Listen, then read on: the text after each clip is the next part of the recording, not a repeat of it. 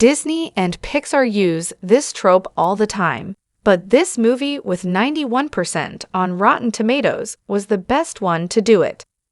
Sometimes a common trope in movies can begin to feel stale, but Pixar's Luca puts a fresh spin on a familiar type of ending.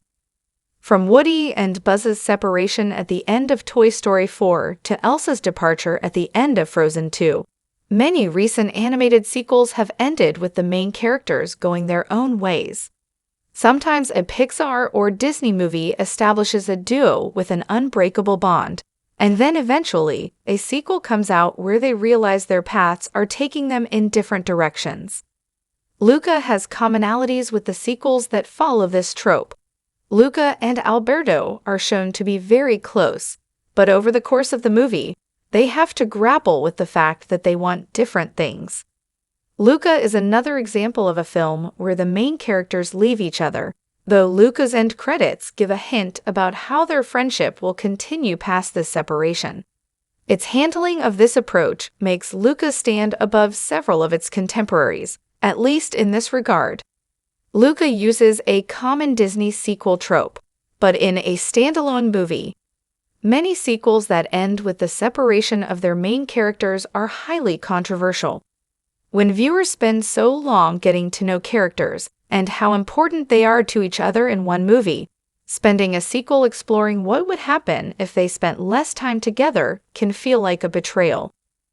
In contrast, Luca and Alberto's friendship doesn't even exist within the backstory of Luca, as they meet for the first time on screen. Luca's status as a standalone movie helps it explore its theme without the pressure of doing justice to something that came before. The establishment of Luca and Alberto's shared dreams of freedom and owning a Vespa early on in Luca is meant from the beginning as a moment in a larger character arc. There is no prior plot within the universe of Luca about how Luca and Alberto have fought to stay together.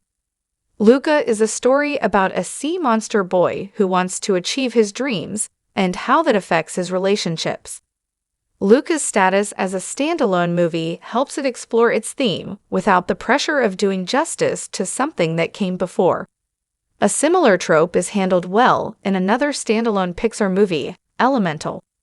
Though Elemental's real meaning tackles the separate needs of family members rather than friends, it's another example of how a standalone is able to bake this sort of topic into its premise. Luca celebrates Luca and Alberto's friendship while still allowing them growth.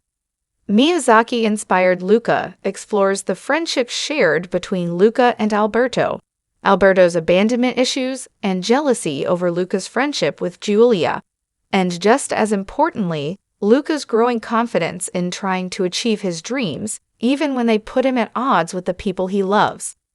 All three of these things are important, and their entanglement in Luca's life is the point of the story. Luca going to school with Giulia does not negate how important Alberto's friendship is to him. One important way that Luca does justice to this trope is by making it clear that Luca and Alberto's separation isn't the end of their friendship. Luca going to school with Giulia does not negate how important Alberto's friendship is to him. The ending doesn't feel like a betrayal to the establishment of their friendship. Between the early establishment of Luca's interest in the human world and Alberto's fear of abandonment, it feels like a natural culmination. Alberto repeating his earlier Italian phrase to Luca at the end shows his growth and acceptance of where life is taking his friend.